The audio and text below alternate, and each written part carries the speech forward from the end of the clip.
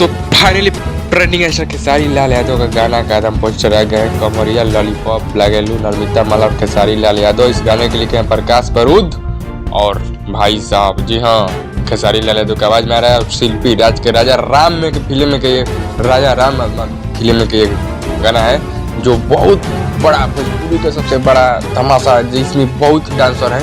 और कल सारेगामा होम भोजपुरी से इसका टीजर रिलीज किया जा रहा है और लगता है कि 10-12 तारीख को फाइनली ये गाना आ सकता है एकदम आएगा।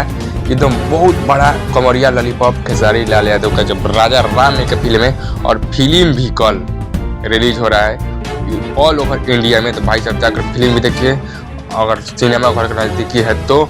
और भाई साहब गाना का कल टीजर आ रहा है खेसारी लाल यादव का। भाई साहब कमरिया लॉलीपॉप लगला यानी जबरदस्त।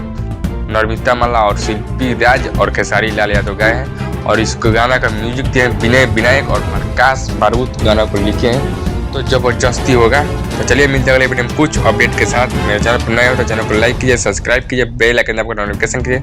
चलिए मिलते हैं अगले वीडियो में कुछ अपडेट लेकर।